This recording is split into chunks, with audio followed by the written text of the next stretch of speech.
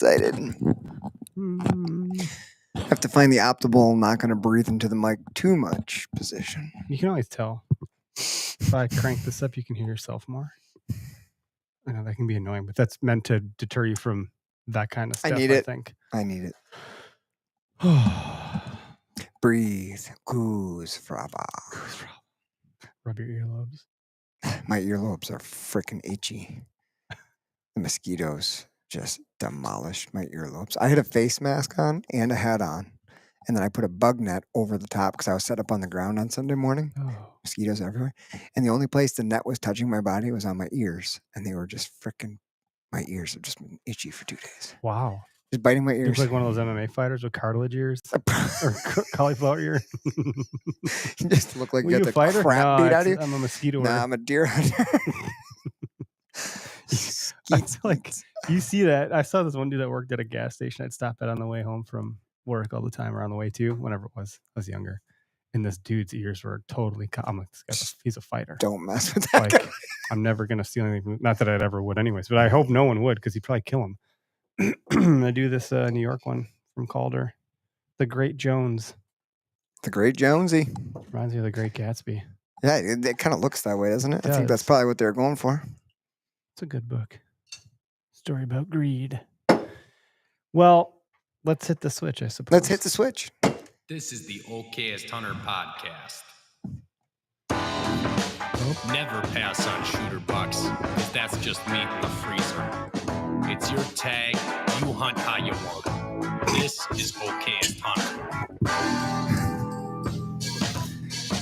Welcome to the Okayest Hunter podcast at our new live time, 5 p.m. Central Standard Time. Coming at you from Oconomowoc in our studio. And we were realizing that the slight change in time has brought a whole new issue of harsh daylight directly into Clark's face. Put a whole new light on things. Ooh, I see what you did there. Literally. So I'm like totally whitewashing the... See, exactly. No one's expecting this to 5 p.m. No one is. I bet you at 6 when we're wrapping it down, people are like, what the hell? Because I've not announced this. I've not done anything I should have, but I didn't. Well, I appreciate you making the move. If you now can listen to us live, great. If now you can't, I'm sorry. We had to make some changes because we have bedtime routines with kids after this. That's been severely mucked up with the kids going back to school. Mornings are brutal, by the way. Dude, my wife gets to take care of all that. She's wonderful for that. I'm out the door before anyone's awake. So me having a little bit of a commute and starting an hour earlier than the kids start school, like, I'm not in it. So like organized, but I'm not in the chaos. Oh man. I'm in it now 3 days a week fully. Now, luckily my wife will help with lunches ahead of time as needed and picking out outfits. I could pick out outfits, but they'll be subjectively wrong to her. I'm like, it looks fine. She's like, I can't believe you'd pick that. I'm like, I don't know why this is wrong. Much like deer hunting. I don't know why this spot, it looks like a fine spot. It's wrong. I know it's wrong. I just don't know why. Oh, man. Hey, we're brought to you by Nosler. You're going to see a lot of Nosler in our upcoming series. We have 10 episodes fully done, ready to get put out into the world. I think we're going to try to release 2 a week. That feels about right. Maybe 3 a week because that's a bunch to get through. And to debut everything, we're going to do a live watch party. Party's a relative term, but I think we'll do a small gathering. And so I put a thing out on Instagram the other day about like who's from Wisconsin or not of our season 3, episode 1 debut. We'll host a small gathering here in Oconomowoc. So if you're in the area and you want to join, just keep an eye out for details. I'm not going to really make a big thing out of it. I think we'll send out a small email or an email to a small list of folks. And I'll probably make like a Facebook event page just so I can get a head count so we know how much Marty's Pizza to order or Domino's or whatever. That's a great idea. A little live watch party here at the studio. You got the space now. Might as well use it. We'll set up a tent. We'll get a grill. We'll just kind of like have some fun with it. It's not going to be a rager. It's not going to be like, it's just going to be pretty chill. And no one's actually going to watch the show real time. Like I don't anticipate like, guys, shut up. Pass the popcorn. You know, like none of that, but it'll be on. So that'll be kind of a fun excuse to get together. For everyone else that wants to watch, it'll be on YouTube and Carbon TV. And Nosler has like quite the run of the place on that show because like Greg's knocking down does, I'm hitting targets. Like it's fun. So anyway, if you want a discount, I think what we use the most or the majority in the episodic is the whitetail country, which makes a lot of sense because that's primarily what we're hunting here. Yeah. I do want to talk about Latitude real quick because you and I just watched their trailer for their season 3. Like we're not in the same league. So don't get it twisted. Our show is not like their show. Their producer, who is Aaron Belize, who runs the what's his podcast now? I feel like a jackass. I know what it is. My brain's just not up to speed. I am blanking on it. I can because picture have, that like, Drop Tine Antler or the Antler that the Fall podcast. The Fall. And I needed to see that antler in my head. Anyway, dude's incredible. I had no idea. Creative talent right there. It is. If you haven't watched the Latitude Grit series, there's nothing else. There's nothing else that comes close to it right now. Like whether even the shows that are just shows and meant to exist to be a show, like these guys are a product company and they have a show that trumps It's badass. everybody's. It's the video production, everything, the sound. We were talking about the soundtrack and the music and the use in of of it. itself. So cool. The scene cuts, the abrupt stops, the starts, Just watch humor. the freaking trailer that you just showed. Like You get that the trailer, goosebumps, dude. You and I were like fist bumping, like yes, punch a Go down the wall. friggin' deer. I'm like freaking out. I'm gonna watch that before I have to drag a deer out. You should watch that. You should watch it before every hunt. That's your hype video for the season. Go watch the Grit trailer on YouTube. But anyway, just those guys are doing incredible work over there, and I'm so thrilled to be partnered with them. I'm also incredibly, like, not to put our folks down, but I'm a little bit jealous. Like, that's really great. So, like, our tone's a little bit more like we're the dawdler at the end of the line, like just lollygagging around, looking at the pine cones in the trees. Well, it looks pretty cool, But it's right? really well done for how we it do looks things. nice, but So- most of it is just us walking around with cameras going, I don't know what to do. Where do I go? Very different vibe, but also well done. The story is there, and I'm excited to share last hunting season with everybody because there was a lot of trial and tribulation there. There was a lot going on. We had a good one. So it was a season that won't soon be forgotten. And yeah, we're using Latitude. Like we're stopping at lots of Quick Trips. I think the trailer's like mostly a commercial for Quick Trip. I was like, geez, Well, that's really because the camera was with you most of the time, Oh and my you're at Quick gosh. Trip more than you're in the woods. And I Yeah. like that. And then we had started working with Gerber this year, which feels like a long time because it's September and it's going to be October soon. But we were using their products at the end of last season. So we started to really get familiar with the Gerber line of products and their knives and where to use certain ones and when not, and the multi-tools and so forth. So like we didn't really get into a good groove of using Gerber stuff until like we did turkey camp this year. So none of that's on. There's no show or video for that. But made a hefty use out of their products on that one. Just we'll do more of that this season, which I'm excited about because they have new product coming down the pike that we get to kind of spearhead, pun intended. Anyway. Well, There'll be more to come. I've always been a big fan of just the quick little interchangeable head gutting You knives. have that one. And I had like the Outdoor Edge one, as Yep. recommended by my buddy Bo, and I got it and I freaking loved it. Mhm. You use that blade as much as you want, and then like literally just throw a new one on for whatever you're doing, and it's nice and sharp. And then Gerber, I got one from Gerber, loved it, used that last season to process some deer. And then I got one from Foam Fest, one of their new ones, which is like a built-in, like it has like a little opening container built into the side, like handle of the knife Ah, to put like 3 refills. yes. So right now there. it's just one little piece, the handle of the knife, flip, and you got blades right in it. Like you don't have to have like a separate pouch for the blades, which I'm just like, wow, that's freaking genius. Like good. I'm so excited to use that one. And when they're fresh like that, you know they're sharp because you'll wear a knife down. Like if you're just in the field cutting stuff, you probably don't want to use like one of your nicer blades. The inevitability of like setting it down and forgetting it, or it gets all dull. Like you don't have to worry about that here. And you want a sharp knife for that stuff. You just do. It makes a damn big difference. Absolutely. Would you use one of those for like? Do you process your own deer? Do you cut it up or Yeah. like quarter it down? Mhm. Quarter it up, quarter down. What are we quartering? I don't know. I quarter it, and then usually, depending on like heat, I've got like a garage fridge that's like not nice Mhm. that I'll like put quarters in. So like, take the height off, Yep. quarter it, get like 2 of the quarters into the fridge, take care of 2 quarters that night after the kids go to bed or whatever. Yeah. And then like come back the next day. It's been refrigerated. So it's actually nice to cut up. But yeah, I use those knives for that too. They got that little deboning fixed blade knife, Yeah, which that's is right. really freaking nice. I Yeah, like that you can one grab last it with season. like your whole Yeah, hand. yeah. Yeah. Are you pretty quick with that? With quartering up deer in your garage? Yeah. Pretty proficient? I've gotten better.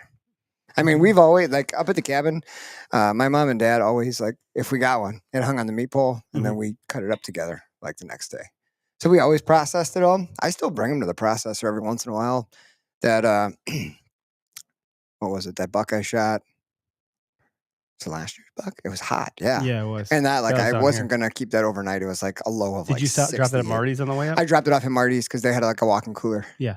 So I was like, I'm just bringing it there. So I let them process it, which was awesome. Your Tasker asked me to come over like a week ago today. He's like, it was late. I'm working on uploading a couple different podcasts, of course. And he's like, hey, are you up still? Do you want to come help me?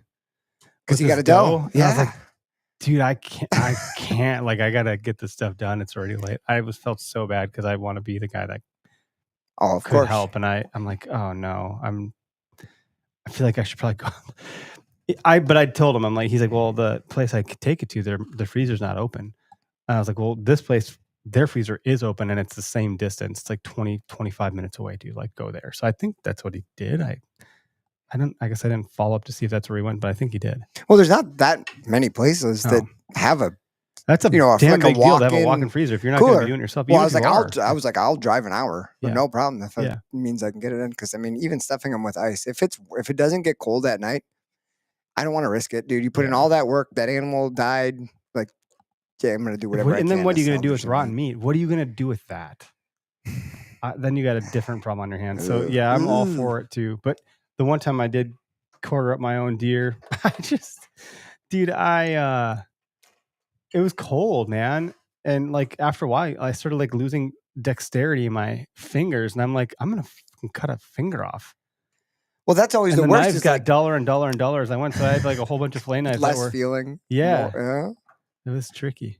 I was not proficient. I didn't know. It took me forever. I remember that always being my least favorite is like a gun season deer that's hung and like froze. Like if it's a hard freeze overnight and then you got to process it the next day, the meat is so cold that like handling it and cutting it up just sucked because your hands go numb. It's uncomfortable. Like that part always sucks. But if you know what you're doing, I suppose you get it done pretty quick. Well, and the more you cook venison, Yeah. like different styles, kinda like know. roast, the more fun it is to like process it yourself because you know how you like to do it. Yeah. So it's like, man, I just know like the better job I do it now, and I like this much for this portion for whatever family. Like you can cut it up exactly how you want, and then get the kids running the vacuum sealer. They freaking love that thing. So it's like, and then the grinder, like kids love doing that. So like now it's like kids love to have. we got our own task. process. Yeah, give them a task and let them go to town. Yeah, Dane would love that shit. He just loves anything that's got some sort of moving parts to it. I think we covered everybody here.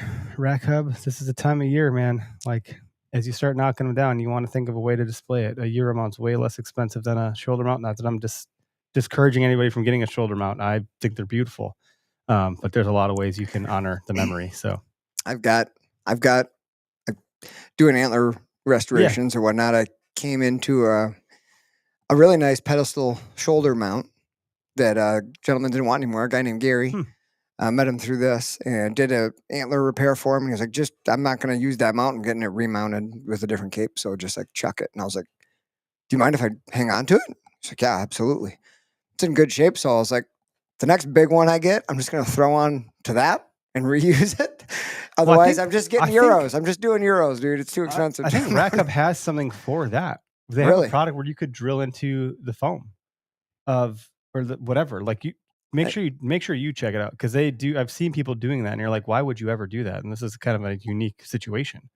Yeah, they might have one that like has interchangeable, like individual antlers into the shoulder mount. Yeah, so like because they actually have some. They have some sort of offering for taxidermists. That would be for like a taxidermist to install it.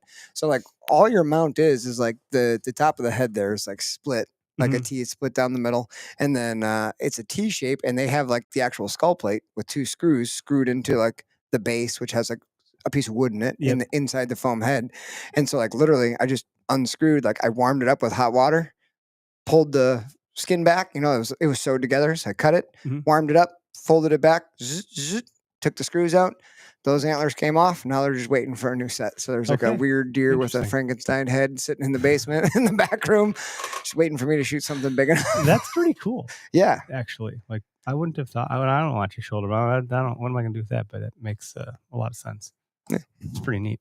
So okay, you had a tree fall in front of one of your trail cams. I only have 2 trail cams out, and they're in a relatively similar region, so I don't expect there to be a lot of, like, if one's not popping off, the other one probably isn't going to be much either, at least not yet. But I haven't seen anything on there since the 19th, I think. Like no deer.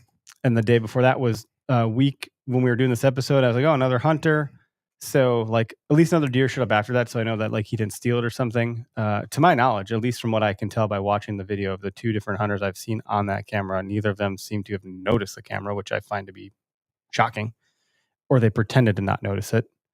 But there's no of them observing the camera. See, this is the one good side of that looking branch falling down. If there had been Less a big obvious. old looking branch, then they probably With would have zip looked ties? around. Yeah. So our looking branch fell down probably 6 hours after we hung it, and then became incognito. Maybe that's all for the best. But I mean, that's, I don't know what you're seeing for pressure on yours. Like that feels like a decent but amount of pressure, but both of them look like pretty serious mobile hunters. Like they had the mobile hunting setup thing going on. And unless you're canoeing back there, there's no real great way. It's a hike no matter It's- what. So these guys are probably a little bit more serious than not. Yeah, which I is would assume probably so. I think that's a good thing, because I think if I were like closer to the parking spot of the road, I have to imagine I'd already seen a few different people. Very possible.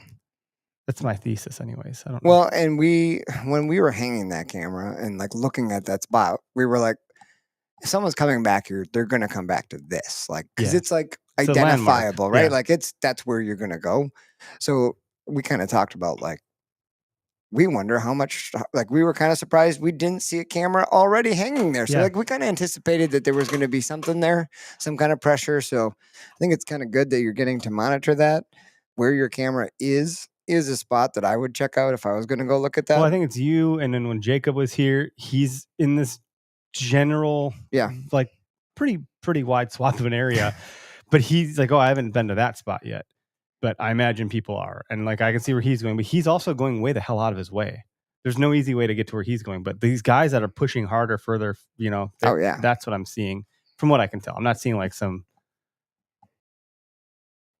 I'm not seeing some like Homer Simpson type fella out there, with a beer gut. That's not what's happening. Beer in his hand. Yeah, like there's none of that going on. So there's change happening right now, though. But what? What's happening? Like there's no real cold front happening yet. Not No. even in the in the next 10 days. There's nothing. These temperatures are not budging. We're like in mid to high 70s with low temps around 50s. If that. If that. There's no major dips. There's no fronts on like the foreseeable forecast. What are we doing? What are you doing to hunt this? You're suffering. The mosquitoes are bad. The heat's up. A lot of suffering, mostly. But how are you? I would think that I would be, if I'm going to go out, this is where I struggle. Like I think I would be looking for intel and doing observation sits, but also I don't have any damn time. So I'm going to put forth that effort. I feel like I'm going to want to hunt, but I don't want to burn shit up yet. This time of year is terrible for fellows like you and me who don't have time to invest in the woods. Mhm. Not for hunting, because right now you shouldn't just be throwing blind sits all over the place. You should be scouting twice as much as you're hunting and looking for that concentrated fresh sign, which is probably going to be near acorns right now.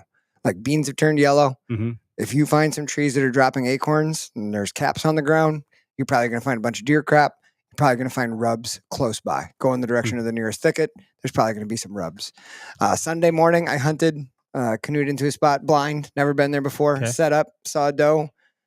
Actually used a Latitude platform in a way I'd not used before. Okay. Kayaked into the spot. It was pretty far spot to get into. Left super early. Got there in the dark, pulled the kayak up. On the map, it looks like some nice trees. Brought the saddle gear in. I made it about 10 yards, and I was like, I'm not going to be able to get into any one of these trees. It was mostly just little buckthorn scrub shit.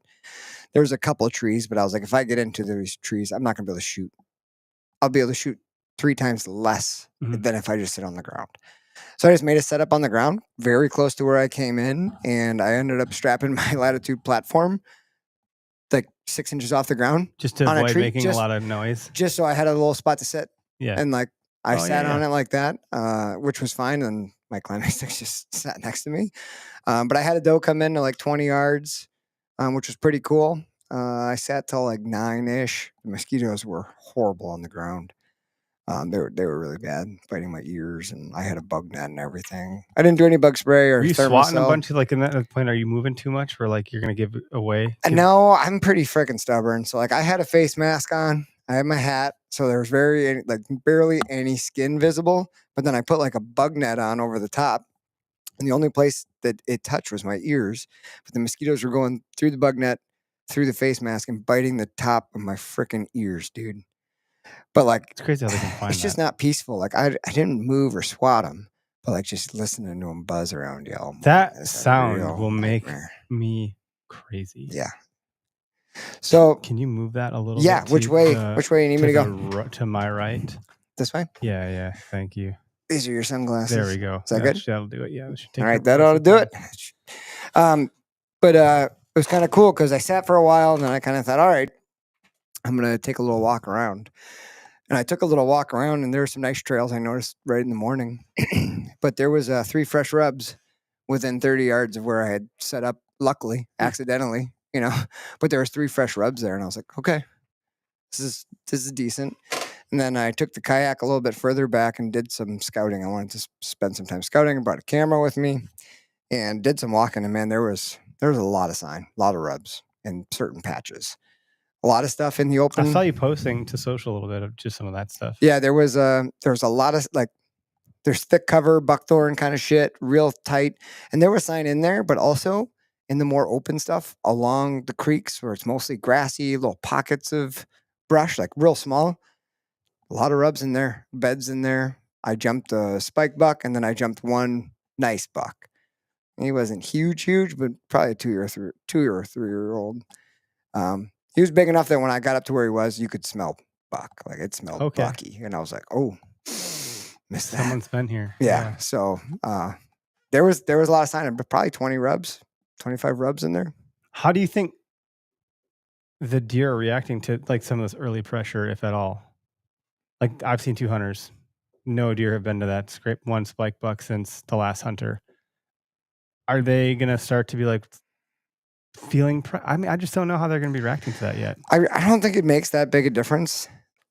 To be honest, in the early season, there's so much cover and vegetation right now They still feel pretty that they can safe. just move minimally and still have cover, right? As soon as we get that hard frost and some of the grass lays down, and as soon as the leaves start coming off, that's when cover starts being scarce. And that's when I think, well, hunting pressure is going to ramp up. So you're going to have more people that intrusions. are like, all right, I can go But out also now. there becomes less and less security pockets, right? Like where they actually feel safe. Right now, man, you can bump on that sucker, will run a little ways, and there's cover and food everywhere. So like, I really don't think they're moving that much down here. Like I don't, they might turn off from a spot, but they're not moving far. If they got a preferred food source, they're just finding another little pocket of cover and laying in that. They're pretty chill right now. Are you looking to take a doe early season? Not while it's this warm. Yeah. And a lot of the spots I've been going to are just, like I always do the same thing every year where like I just kind of like punish myself and like do these like get up at 3:00 and then like. Well, how much of what you're doing now is going to have a payout in the? That's the idea. I'm trying to like, learn a new area in the beginning of the season by throwing hunts at spots I think are going to be good. Is what I'm trying to do, and I'm trying to Are make you it. ruling out any of these spots as For a sure. result of this? Like, Yeah. like because what they're doing now isn't going to be what they're doing in a month. Yeah. So then, what does that mean? How do you?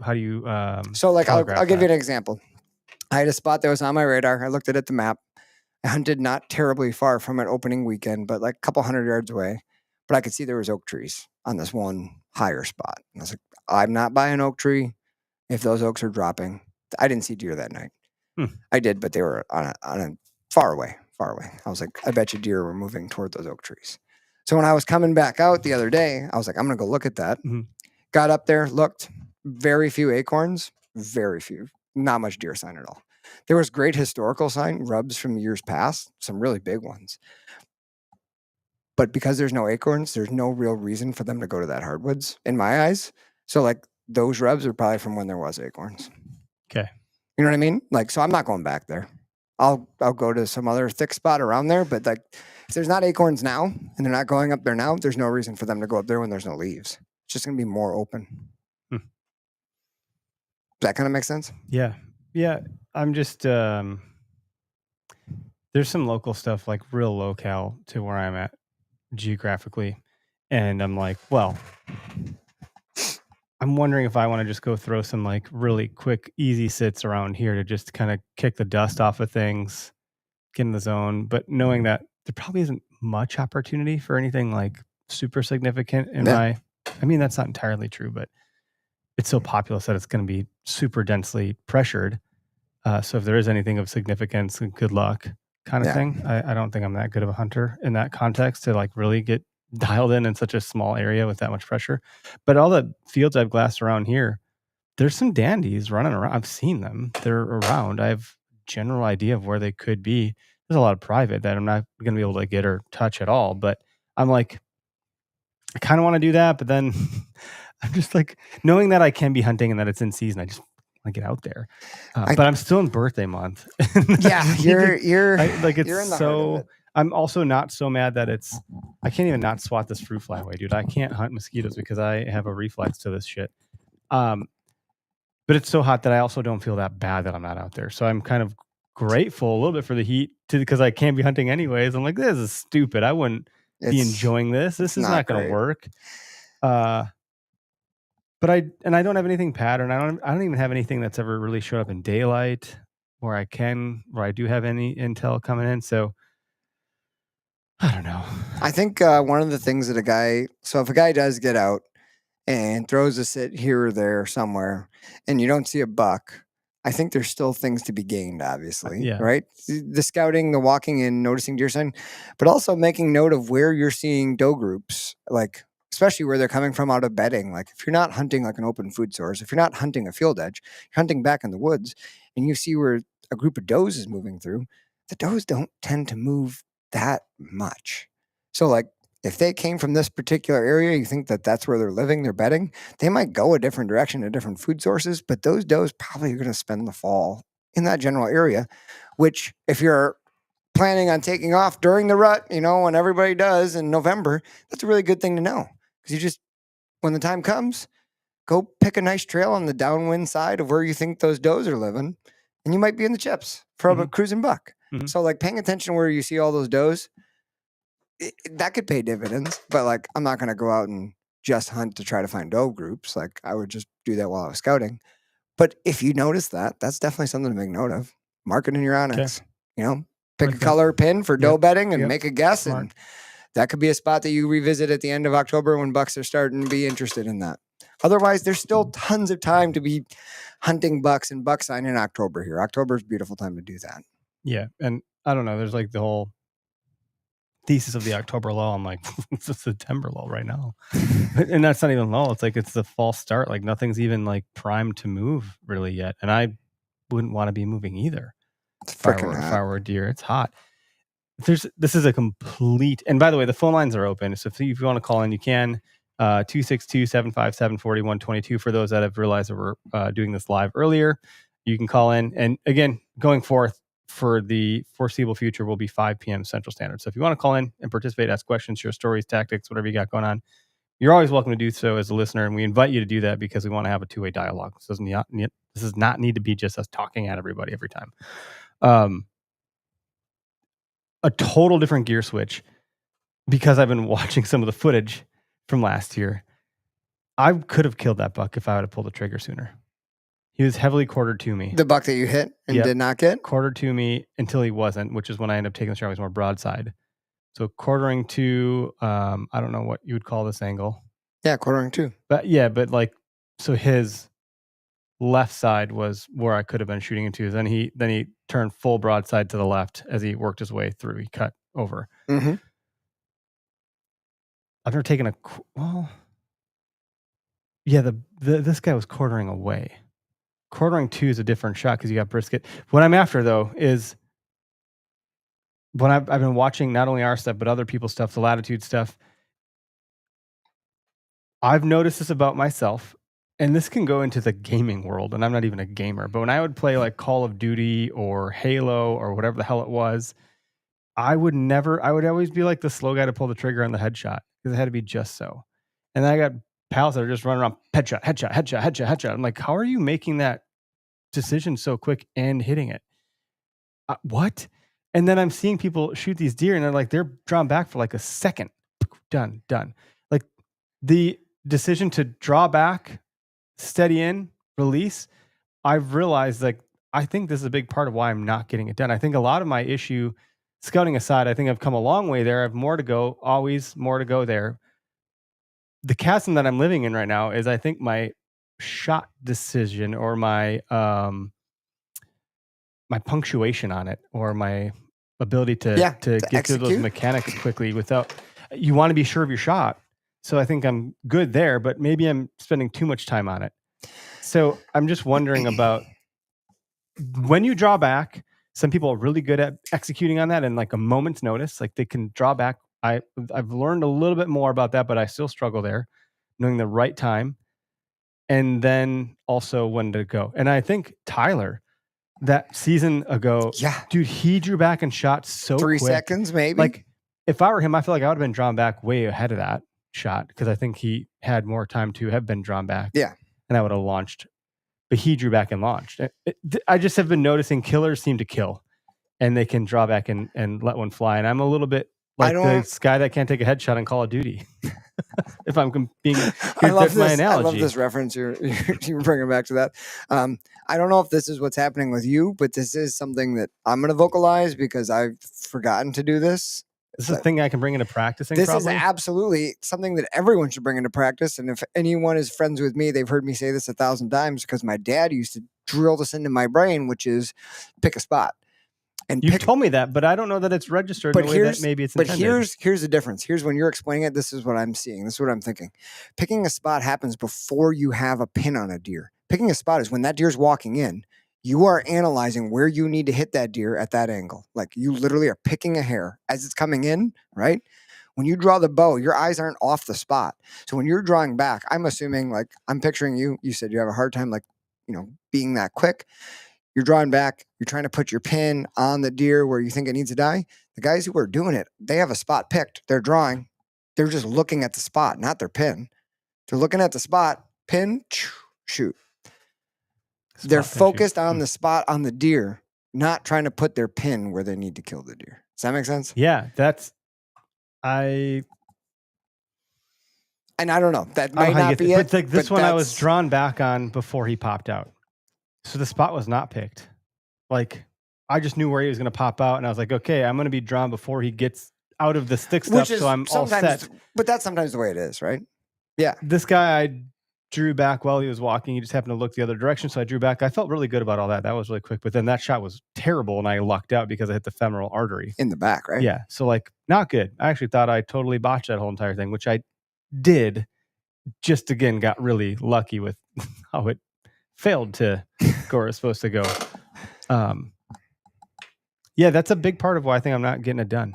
I just am not knowing when to draw back, and if I am, I'm missing. Like I did miss on a deer last season, wherever that was, when I let one rip at that little 8 and just missed. And I think a lot of times when guys miss, it's just because you're trying to put your pin on the deer. Yeah.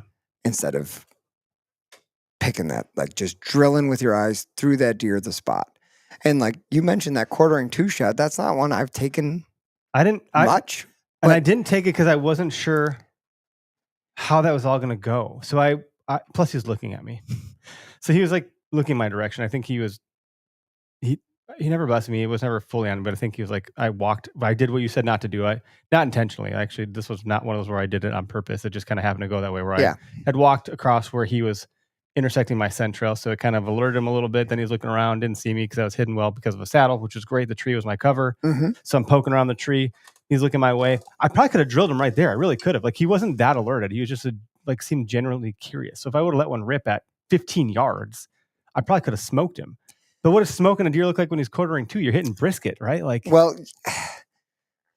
it depends on the amount that it's quartering, right? Because like there's still a time It where was it like a could be facing perfect you where you might mid. aim behind the shoulder, but Sure. a lot of times you're gonna want to aim right in front of the I shoulder. would have got gut probably if if I'm you just aim trying- behind the shoulder, yeah. right? So like what you're seeing is a lot of guys tuck it right in front of the point of the shoulder, right? Like where the crease meets the neck, right?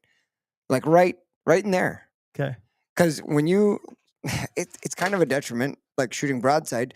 That's when you have the widest part of the scapula, right? The shoulder blade. The Okay. shoulder's biggest high, where a lot of people tend to hit when shooting from a tree Yep. stand or from a saddle, from an elevated position. You got that giant shoulder blade. When they're quartering to you, the width of the shoulder blade obviously turns. You have less to aim at. It's a blade, right? Their, Yeah, you're getting and a their skinny part, shoulder bone comes forward and it makes that little vital V, which there's actually very little bone there. So like even aiming directly at the shoulder when they're like quartering to you, 3/4 angle, could still work out. your Huh. odds of it like drilling perfectly centered into the shoulder are less than like hitting a freaking scapula.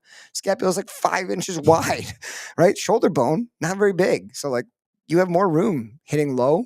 Just don't freaking hit high, dude. High shots are the worst. Yeah, the blood never end fills well. up into the cavity. You never have blood to follow. You sometimes, hit through the tenderloins or you hit them so high that it's just so hard to trail them.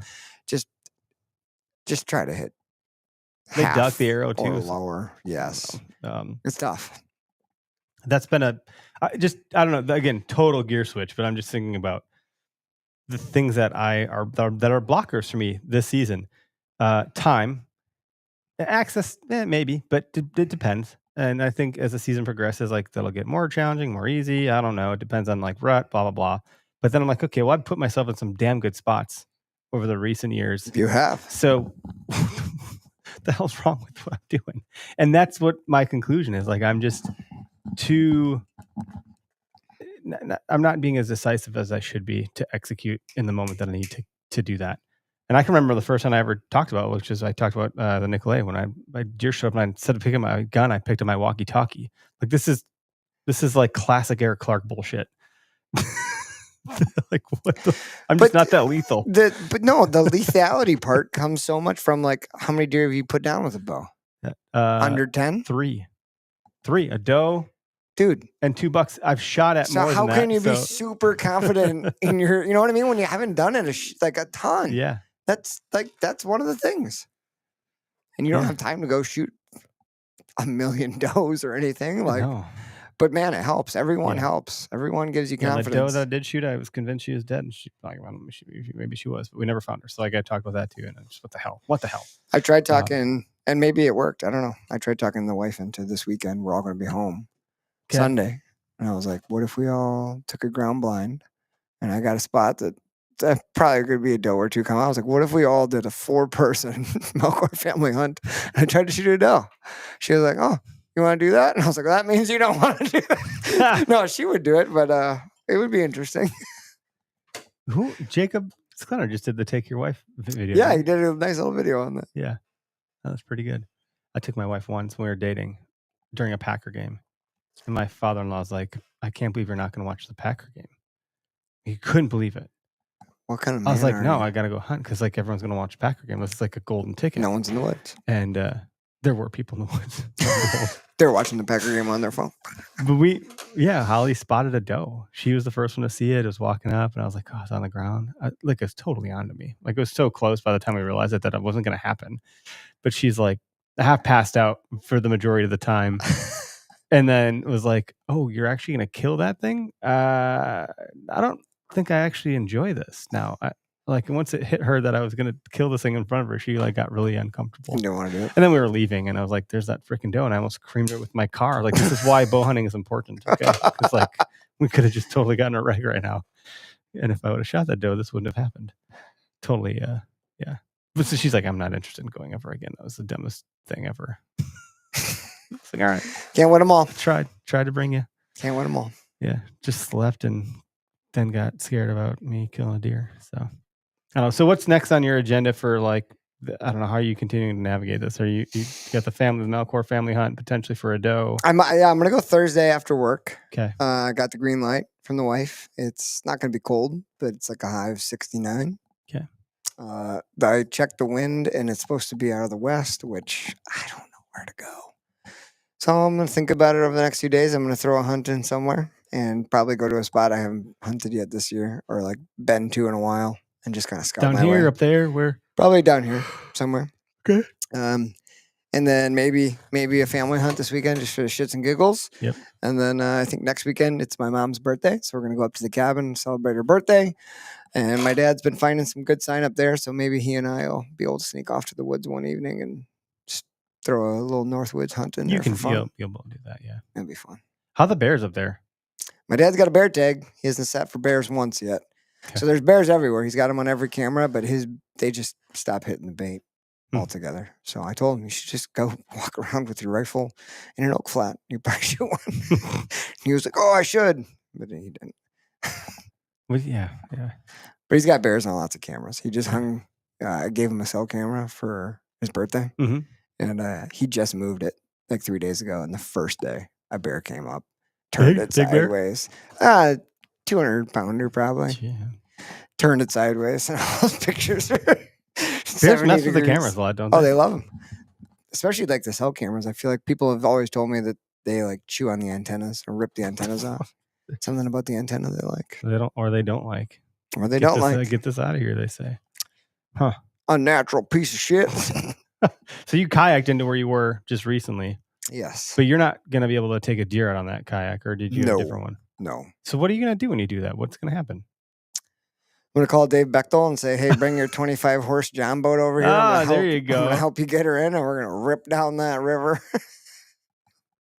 Probably, or I'll just That have would to work. come back and get it with the canoe. Jeff's got a John boat with one of those mud motors. I mean, I've got a canoe big enough to like that I could take in there, But you're but not trying it's to- so much easier to Yeah. kayak in when it's just me. Like it's so Yeah. much easier. So you're than kind of canoeing. anticipating that you're not going to kill a deer when you use that kayak. Well, the game is always you anticipate you're not going to do it. Leave your knife at home because that's when you're killing, right? Mhm. So like I'm trying to play the double negative. It's a double negative. It's not I'd say If you working. bring your canoe, you might actually get one. Yeah, that's true. Kevin Jacobson, well, early stream. Damian Borchard threw a curveball with the early stream. Early season, early up the stream. Up the stream with no paddle, boys. Yeah. Sorry to throw you for a loop. Message for everybody. I've been seeing, actually reach out to a few folks. I reach out to Dan Johnson. I reach out to Josh with Before the Echo. So y'all that listen, if you guys follow them or whatever, start putting bugs in their ears alongside of us. But Dan agreed. We just got to find a time because he can't do it Tuesday. So we'll probably have to find a weekend, but he would drive here to do an episode. Dan what? Yeah. Johnson? Yeah. Cool. And the reason for that is I've noticed, I would say his tune has changed, but he's beating our drum in his own way. Like his priorities have shifted in life as a dad, as a trophy hunter. Like he's kind of like come to the dark side. The difference is he's been in the light before and I've never been to the light yet. So I've just lived in this realm the whole time. But just noticing some of his content, how his narrative has changed, I was like, dude, we should talk about that. Because I think that's a really interesting talk track. And then Josh similarly is like kind of going on this offensive of like, don't feel bad for the deer you shot. Don't let other people bring you down. Don't like, it's your tag. And I'm like, the more people saying this, the better. This is a good thing. Like I've been tagged in some stuff. People are like, they're saying what you're saying. I'm like, that's not bad. Dude. That is good. We want that. Like, I'm not mad about it. No one's stealing. Who cares? That's if the point. Everyone said this. That's the point. Like, I don't care. I don't need to be first or even like, it's none of those things. So I just wanted to like fan those flames with those guys a little bit. And like, dude, if you're talking about that, we always talk about that. Let's talk about it together. Cause I'm assuming you have a different disposition. And I know both those guys are damn good hunters. Yeah. So I think there's a lot of validity to hear it from people that have gotten it done to then hear. It'd be like talking to an entrepreneur that made millions, but then has all this regret about like, well, I left my family behind though in the process. So let me teach some wisdom to you based on what I've been through. Dude, I am hearing it a lot more than I think I've ever heard it before. Mhm. And it's early in the season, but I mean, here in Wisconsin, we've got the dreaded Wisconsin Rut Report page on Facebook. It's been pretty much. I've noticed. But it's getting there's been a nicer. bunch of comments that have been called out, like people saying, like, would have been a good one in another year or two. And then people being like, hey, It looks great right now. The guy's got a big smile. Can't you see the smile on that guy's face? Like, Yep. keep your comment to yourself. And I've seen like a whole bunch of people just saying like, hey, that's a great deer. Yep. It's his tag. Like, so, people are standing up doing the right thing. Yeah, it's good to see. And I want to have more of those conversations. So Holly, my wife, was like, I just stopped home to get my charger. And she's like talking to me as I like, hey, is a charger there? Did I leave it at home? Because I was going to come straight here from work and whatever. And she said, don't you miss having it here, the podcast studio at home? I was like, yeah, kind of. I've been watching all the footage from last season. I miss it a little bit. Like, I really do. Like the wood wall, as stupid as a dumb wood wall is, like it had a vibe, a very cozy vibe. And I was like, yeah, but we've had like, how many in-person guests have we had in the short amount of time we've been here? The majority. More than we've had in a while. And I was like, how great is it that then you're not having to feel like this pressure to clean the house, to have dudes come into our home? And like, it's like, because it used to be so crazy. I'd be scooping the cat box, like, which now it's gone totally to the wayside. I was going to say, maybe it was a good thing. Just like, it's been so nice. So I was like really hopeful that I could get Josh or Dan. Josh is like, look, I can't make it now that we're like in season. And Dan's like, I can make it, but not on a Tuesday. So trying to figure out when we can get people in, but we've done a good job. We were going to have an in-studio guest tonight, John Stelflew, but he had some work stuff, so we're going to reschedule that. It's been really great to have that kind of thing happening. This party that we're going to throw on the 8th of October. That'll be cool. Like, that'll be fun for those that can make it. I know it's short notice, but that's fine. Like, I'm not trying to make If you're this a big local, thing. stop in. Yeah, It'll be good. kind of thing. It's like a pint night almost. I'm going to try to make it. Yeah, I got to tell the BHA folks. I got to drive up and drop the kids off with grandma and grandpa. Oh, yeah. Gosh. That's cool. But if I can make it. I mean, yeah, back. whatever. It'd be fun if you were here, but mainly because people really like to see you. Like, every time I go to the Wisconsin show, there's just one kid that's like, is Derek here? It's probably because you're there once. Probably a student. He's a farm guy. He's a farm boy. Oh, really? Really nice looking kid. Like, just seems like he's a good dude through and through. He's got his little posse, but he seems like the little leader. And I say little, but he's like not that young, kid to me. But every year he's like, Derek here? No, man. He's just so disheartened that you're not there. I'm like, I'm sorry, I'm not Derek. I'm sorry. I know you don't give a shit about me, pal. No, that's not true. We got to call him to bring him in. Damien, how you doing? I hear him over there. I can't hear him in my. Okay, one sec. Let me fix this. Can you reach that? You can unplug it and bring it over. It should be charged enough. Hold on. We'll get you. One second, we'll get buddy. you figured out. Hold on here. I hear him on there. Oh wait, Bluetooth turned off. That seems strange. Hold on one second. We'll get. You're experiencing technical difficulties. We're always experiencing technical difficulties. Can you hear me now? Wait. Where's Bluetooth? Hello? Is it working? Damien, you there? Oh, why is it not working? Damien, hello? Oh, Okay. I gotcha. Oh, All right. hold on. Let me try the Bluetooth again. Hold on. It should be coming through. The old speakerphone's working. It says it's connected to the Rodecaster, but it's not. It was earlier. It like disconnected somehow. Well, that doesn't make sense. Oh, why do these things happen? This has been a flawless setup so far, so I don't know what the bugaboo is. It's not you, Damien. It's true. Hold on. That's all good. Just trying to check all my settings here real quick. Don't mind us messing around with crap. That's all good. Rodecaster Pro 2. Test. No. Still nothing. Dude, let's pick a day. Probably once hunting season ends, and let's put a wood wall up here. Let's do it. I got some old deck boards and some old barn boards. We can make this wood again if that makes you feel better. Damien, if you're still there, what about now? Well, I can hear you now. Hey, he's coming in the mics. I figured something different out. I don't know if our listeners can hear you or not, but Thanks for your patience, I dude. put you through to the computer somehow. I've never done this before. I don't even know what this means, but we can hear you. Whoa. So. Well, we got it all figured out. Oh, yeah, I don't know if we got it all figured out, but we can hear you. So that's the only thing. We don't know if anyone else can. How you doing, dude? Doing pretty good. I just figured I'd call in because I'm going to try a new strategy this year with my bow season. Just kind of pick your guys' brain about it. Yeah, let's hear it. I'm all So about the new normally- strategies. normally I'm all gung ho and I'll be the guy that goes out there and sits in the mosquitoes and suffers. But I think this year I'm going to focus more on goose hunting with my buddies, and then pheasant season, and then right at the mid to end October, kind of balance pheasant season and going out and sitting in the woods. But it's been pretty hard, even with the hot temperatures, not going out there and getting in the stand, well, in the saddle, because I bought a saddle this year. So we'll see how that all goes. What'd you get? What kind of saddle? I got the Latitude Lone Star, got the sticks, got everything all set up.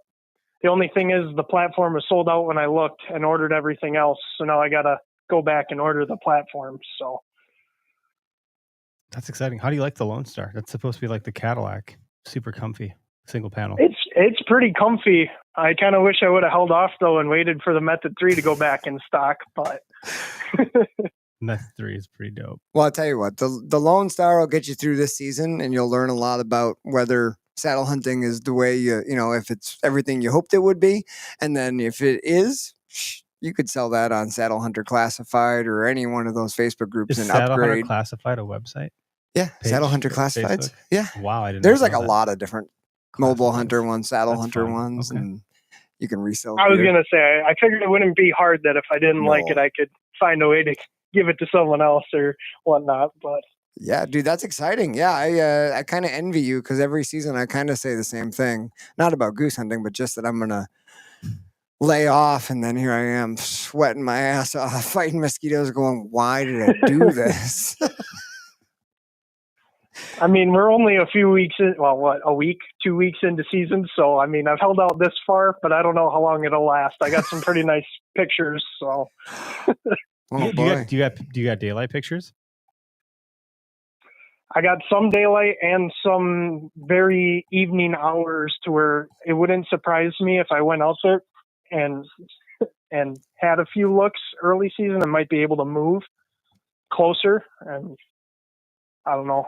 It's kind of hard. I'm hunting wide open ag fields, hunting private land, but hunting wide open ag fields, and the neighbor has pine trees and marsh right there that comes onto our property and a lot on his property, but he also has a whole cornfield that he leaves up for the deer year round. So Yeah, with that egg up, man, you never know when they might. I mean, I'm not trying to get you in the woods or anything, but you never know when they might be sneaking in and out of there. Maybe not bad to throw a sit that way. I don't know.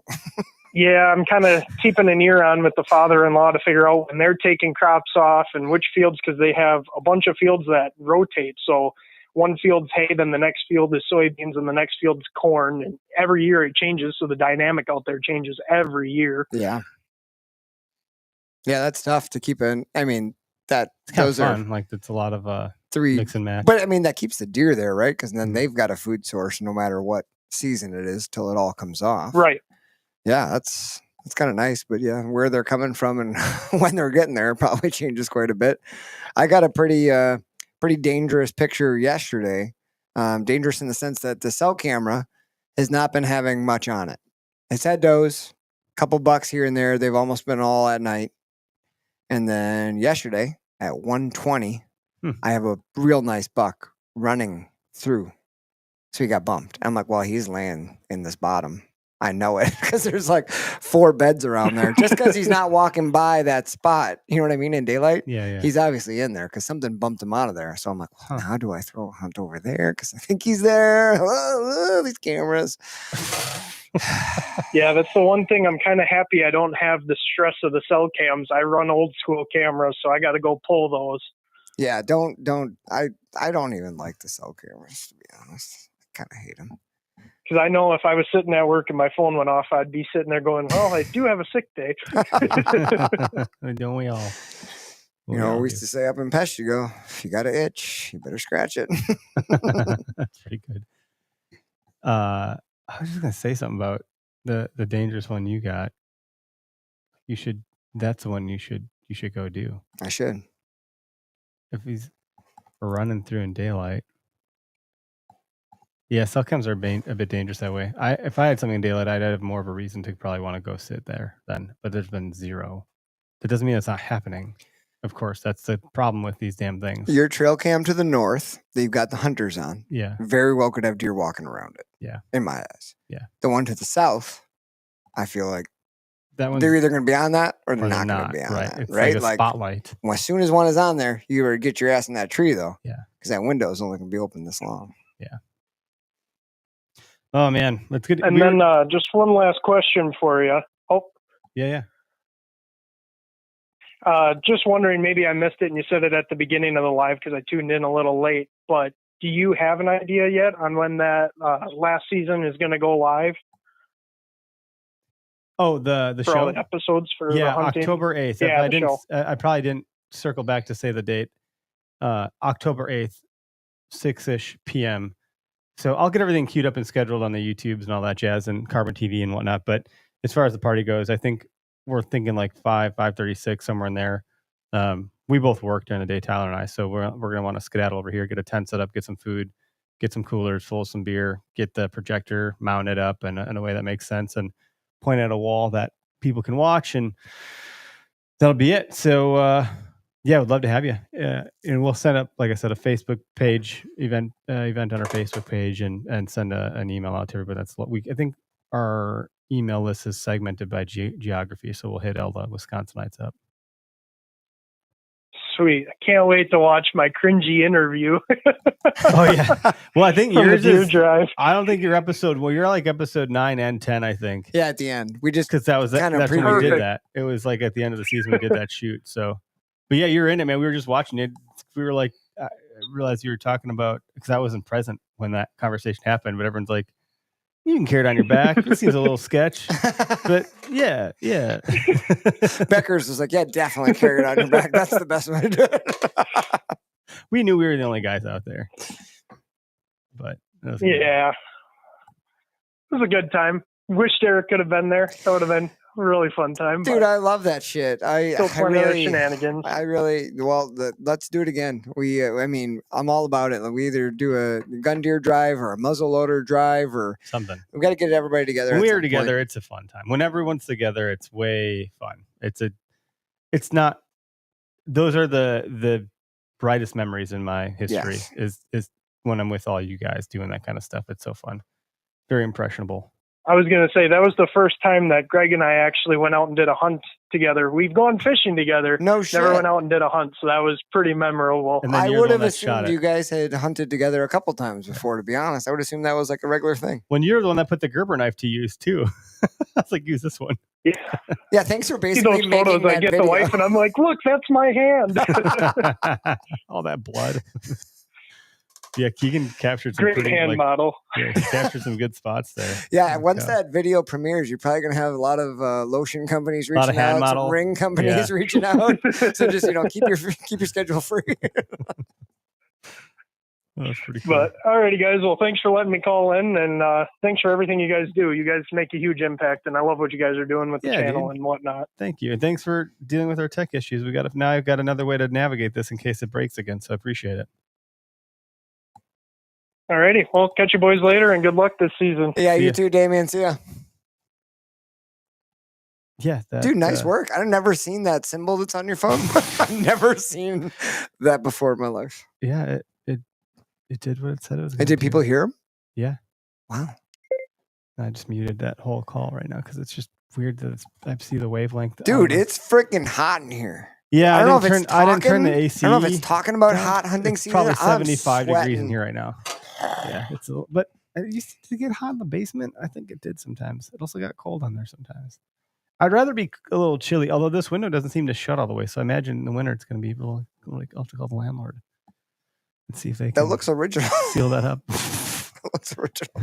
Why is it crooked? This is such a random, but yeah, we can go buy the wood, and I don't think it'll be that hard to just tack some wood to the wall again. If I got a buddy that's got a generator or like an air compressor, I got a we nail could- gun and air compressor in the basement. There you go. Pop, pop, pop, pop. Yeah. You did the wood thing in your wall, in your basement. Yeah, that's like my. And then we bought a this summer. I'm just freaking cheap and trying to make things work. And so I got the barnwood wall. I got all the bucks, but I wanted some like shelving, cabinetry underneath. But I don't want to pay for freaking like nice cabinetry because I'm too cheap and I haven't had time to build any.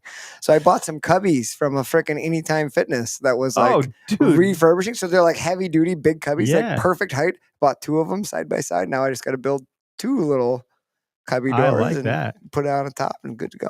Interesting. I had a thought though too, because we have that whole room there. Ooh. We could do Ooh. that whole wall and have more room, and then we were not rushing to like tear down, build up. We could just build that in our own time, and then just migrate the stuff over there. So That's a a thought. freaking planner right there. That's a thought, because that room's like.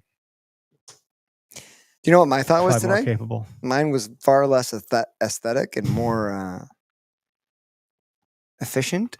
I was like, I couldn't remember if you had a finished ceiling in the outer part by those doors, but I was like, where can we put my my little electric lift that we could like skin some deer up in here and do like a cutting party? Oh yeah, as long as we get a tarp. Bring down. some grinders. Yeah. And, That's a good idea. We could do that here. yeah, but you got carpet in here. I forgot about this. Throw a tarp down, dude. Like a murder scene. I don't know. Depends. Just get some of that plastic. Get a Dexter scene going on in here. Like just go buy all the supplies that like flags you. Like we're on painting. your Like we're painting. You know. Rubber Just lay gloves. plastic down everywhere. 5mm plastic. Just sled the deer in, dump it out on the plastic. I mean, like if you guys shoot a deer, and we got me and Greg and you, or Tyler, whoever gets one, dude, we could get that sucker cut up in an hour and a half. That'd be so much more fun. Wrapped and packaged, done. That'd be saving money, which Done. we all need to do these days. And it'd be good Do we practice. have another caller all of a sudden? What's going on? Call line's popping off. Who we got? I'm waiting for it to screen. I know we're trying to wrap up too, so I will try not to take us to the Dude, normal we're gonna end be time. early. It's good. I'm gonna make it home for bedtimes. Not a problem. That's what you say. Zach from Delaware, I think. Let's bring you in. Hold on here. Hey, Zach, you're live on the show. Can you hear me okay? Yeah, I got you live. Loud and clear. How about me? Yeah, we got you. Cool. This is, I think whatever I'm doing might be working. It sounds like people can hear you, so that's great.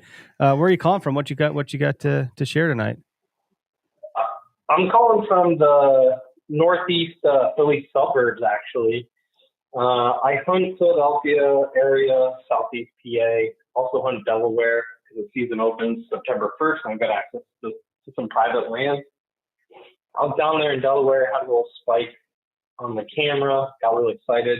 I was there 2 days in the afternoon, about 1 o'clock, decided to go down to my blind, got set up around 10, and the spike comes out, 3-4 meters from my blind, and it turns out he's bedding at the camera. So I get like so jazzed up. I am ready to go on this spike.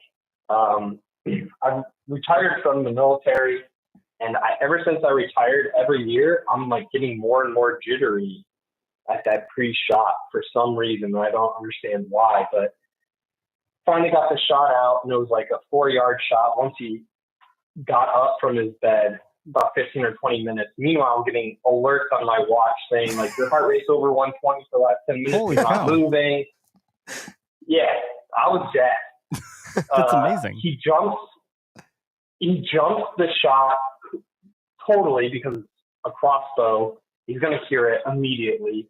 And I think I nail him. He kind of saunters off. I give it about 45 minutes, an hour. I see the direction that he went. No big deal. How far away was he go when you out, shot him, Zach? 11 feet, maybe. Oh shit! So yeah, real close. Yeah, that would be damn near. That would be super exciting for sure. Yeah, I do have like this innate ability to get super close and miss every deer with it, like if they're less than 10 yards away. And so I see where the arrow is, the crossbow. I retrieve it. There's no blood. There's no hair. There's nothing on this mechanism, the mechanical arrow, just like indicate that it went through. There's no tallow. There's no residue. There's nothing. And the way that he walked away didn't really indicate that he was hit either. So I track him. There's no blood. There's nothing. I think, oh man, just early season misses. Oh, so exciting though. Great. I get a picture from some landowners nearby the next day of that same spike, dead, of a wound that would be similar to the one that I would have given had I hit him. But there was nothing on it, and no one came to claim him. It sounds like it's a dead deer. So what'd you do? I've heard of stories where people shoot deer and the hit is so lethal that they don't even really react? They just are like, well, that was weird, and walk off.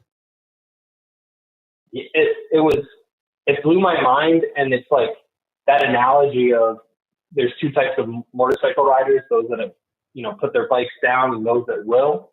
And it like just hit me so hard that I probably did kill this deer, and like I wasted all of it, and that's just hard.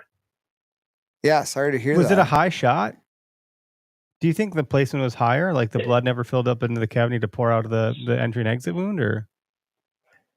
So the entry wound that it appears, I have the imagery and everything, the pictures, is like a brisket shot.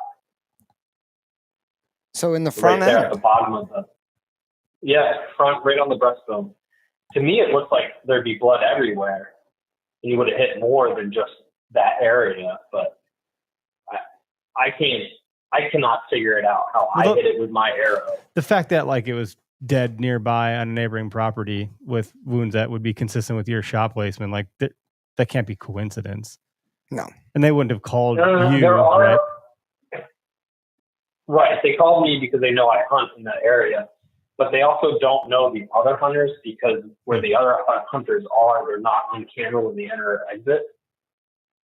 Interesting. Was that deer facing you, or was it broadside when you shot? It was broadside.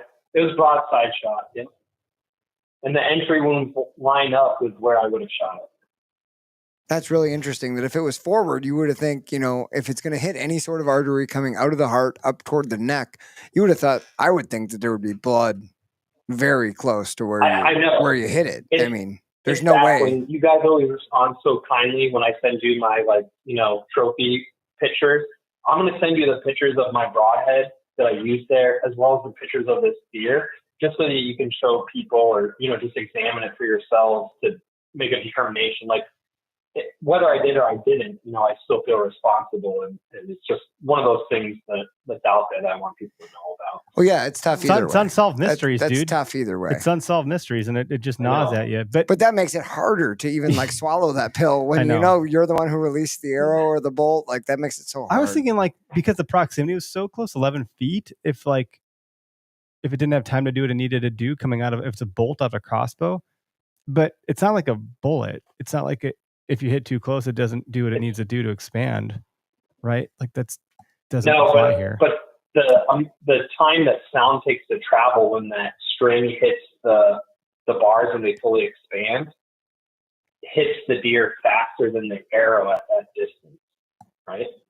Mm-hmm. Yeah, man, that's a wild one. That's a freaking I feel like mystery. it's probably your deer, and it's just an unfortunate string. If you'd have no blood trail, like I was there last year, it's not a fun place to be mentally. I'm going to send you the photos. It's crazy, dude. And what kind of stuff? I saw you guys in there talking about your setup. I'm like, let's talk about deer. Right? Yeah. And I will say, early season. I mean, anytime you release an arrow on a deer, guys, there's so much vegetation, there's so much green, there's so much leafy, grassy stuff everywhere. If you're off on the blood trail, like if you think you went this way and you're 2 feet, 3 feet off of where it actually ran, it's really hard to find freaking blood. It's not just like blood painted across leaves, like it's going to be in 4 weeks. That blood's rubbing up on all the grass. It's elevated off the ground. Like depending on vegetation, it can be really hard to be on the right track and know where the deer ran because it's not clear early season. Mm-hmm. It's much harder. So you really have to freaking take your time, and it's very difficult early season for blood trail deer, if you ask me. You're right. You're saying all the right things. This is why I binge listen to all your episodes for starting August 25th, and then I'm with you guys every week. I'm just baffled by it. I'm going to send you the pictures. You look at it. I appreciate your guys' insight. Thank you so much for at least letting me. No, thanks for send it over and thanks. And if you want to exist in the same pain of life, then I don't mean pain as in ouch. I mean pain of plane maybe is what who cares. The YouTube video of me with my doe hunt from a few years back is exactly this. I shoot this thing. I had blood, but it ended up in a non-recovery, which was so confusing. Had a full pass thought you through, nailed everything it, made yeah. sense, whatever, and it's like never added up. And I still to this day, I'm like, I think she was dead, and I just didn't find her, which is super unfortunate. So, you know, if you want to, I'm right there with you. I've been there, and then a lot of us have. Oh, you have. You totally get it. Well, in good news, like this is my third year hunting in Pennsylvania, and I finally got invited to a deer camp this year. I'm very excited. You know, things are going to be on the up and up. It's still super That's so early. cool. That's awesome, man. Yeah, dude, way to keep your head up. It's a special keep place out grinding, there too. It's a keep cool area. grinding, and you're gonna have a great season. Thanks, guys. Have a good one, dude. You too. Yeah, thanks for sending over the photos, dude. Cheers. Yeah, man, that's always a tough pill to swallow.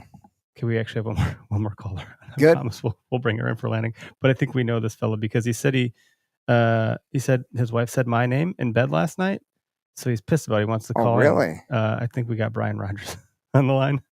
Brian Johnson? I don't know if it's Rogers. Rogers? I don't know. Is there a different Brian? There's multiple Brians. Yeah, is this that no good son of a gun, Eric? Oh, this is Brian. Yeah. Brian Rogers Douglas. Yeah. What's up, buddy? I'll drive up to Wisconsin right now and kick your ass, buddy. Wait, who? Eric or Derek? Keep my name Is it Eric? out of your wife's Eric. mouth. Eric, see, it's you. You dirty dog. I haven't been to Illinois anytime What's up, soon. fellas? How you doing, buddy? Oh, pretty good. Just on the drive home. Figured I'd give you a shout. Were you on Derek was telling me, were you on the Working Class Bowhunter podcast? Oh, you? that's his cousin. Oh, Jesus. How many of you are there? Dude, there's all the The Brians. confusion is getting thick. No, that was my poaching ass cousin, Officer Brian Johnson, who I'm pretty sure shot his 160 on a high fence operation last year. Holy shit, guys. Because I'm pretty sure he did it because he saw me having a bad year and he knew he could finally get in there and shoot a good one. He had to one up you. Dude. Yeah, he thought this is my opportunity to finally be the man at Thanksgiving. So you guys must have a really fun Thanksgiving, honestly. well, he's scared of me, so that's why we don't hang out too much anymore. But Oh my gosh. Dude, the night that I got to come blood trail with both of you was a really fun night. Listening to these two banter, like you can just imagine these two, Brian sky dumping and Brian Johnson, the other Brian, just being a big old son of a bitch. Oh my God. They were a This hoot. is good sit mobile, Brian. So just to, This is good sit mobile, that's what Brian. I can tell by your voice. I now know it. Yeah. It just took me a second. yeah, I don't want to take up all your guys' time, but I had to call in and put my cousin on blast because I know what he did. So You guys are nuts. This is great. But How's your season going? Are you out there? Are you out there getting at it or what? yeah, I've been out a couple times, but you know how it is. Everything feels good, and then you start getting really high anxiety, right, as it's starting to get close because all of your plans start falling apart or just don't seem like they're what you want them to be, right? Yeah, I'm just going to wait to beat the shit out of myself mentally. So that's why I'm actually not hunting at all. Like the more I stave it off, the more of that energy I've stored for when it'll deplete really quick. You're gonna edge yourself hunting. Is what you're gonna do. Just a little Yeah, teasing. a little just bit. a little teasing. Yeah, we don't want to go all the way to blue balls here, you know. I tell you what, I've got some good ones, and then some okay ones. But it's all about just the fact that it's here, and I'm about to lose my mind every day sitting at work, looking outside. I just don't even care about money anymore. Well, you guys open October 1, so you're very close. Do you already know what you're doing, Brian? I have an idea, but me and Brian we always have an annual October 1st day where we hunt together. That's cool. And it's always a cluster, you know what, every single time. I don't know what he does to his equipment, but it's always the loudest possible, like, I don't know what he does. It's like special metal that he orders to be loud or something. I don't Like know. that golf club that scares people. Can I get that really hard hollow metal? Yeah, so I give him like 400 death stares on the way there, and then undoubtedly his glasses fog up every single time when It's like we Tubbs. are going in. So he is blind by the time we get to the tree and we're setting up. Instead of cat eyes, they put braille tacks up so that Brian Johnson can feel where he's at. Reminds me of Bubbles from Trailer Park Boys. Yeah, so Bubbles is like 6'6". That's funny. But that being said, it's supposed. Another thing it does every year is the 15-day forecast is always like, hey, guess what? The day of October 1st, it's going to be the cold day of the 15-day forecast. And then five days beforehand, it jumps up to fucking 90 degrees. So. Yeah, it's weird how that works. With you, dude. Don't trust that shit for real. So that's where I'm at right now, and I've been doing every honey-do list that I can, and I feel like I'm ready. But who's ever really ready to get their butts kicked by the woods, right? Well, buddy, you either already got one, or you just got to send me your mailing address, because I got that thermocell with your name on it, and I know you're not going out in the woods without your thermocell. So I got to get that thermocell back shit. to you. Yeah. So that was probably one of my favorite okayest moments so far. Was I'm out in the woods and I put up one trail cam that Derek knows is where that one's at. It's after that deer that me and him are both after. He's got the shed too or whatnot. And I knew that I was trying to beat the rain. And so I get to this last location, and right as I set my pack down, I realized that my brand new thermocell that I had just bought, because I lost my other one, was gone. So I'm frantically running around in the fucking pouring rain, and I'm like freaking out. And finally I'm like, shit, I just got to throw this camera up and run out of the woods because it's starting to lightning and shit. So I'm like, son of a gun. Then Derek goes down there and is like, hey, I saw your cameras. And I tell him, and he's like, oh yeah, I found your thermocell. I'm like, God damn it. I'm on you like a fly on shit, buddy. No, I'm just joking. But I do have your Yeah, thermocell. I know. I'm happy to mail it. I'm happy to mail it back to you, or I'm not going to be down there early season for Illinois. I'll be down there later. Yeah, you want it now. Yeah. But he needs it now. Dude, I just want to say our last caller, I think his name was Zach. Yeah. Did you guys pick up when he said my smartwatch was warning me of a high like without moving heart rate? That's a shooter buck. If it's getting your watch to warn you. Doesn't matter what's on its head. If that's happening, that's a good sign. So may everybody have their watch alert them that their heart rate is too high. And then a lot of us have them. Like I have a Garmin. I don't know if it's got Apple Watches and shit, but like I'm going to be checking that for sure. How high was my heart rate? That's how you know that's why you know I shot it. Report. You gotta send a screenshot of your watch at the same damn time. Well, hey boys, I gotta get into the wife and kids before they beat me up. So all right, man. All right, buddy. Thanks for calling, Brian. Thanks. Later, boys. See ya. Well, that's cool. We got a couple calls right at the end there. Yeah, it's great. I don't know. This is it. Season's here. So we have some guests we're trying to line up.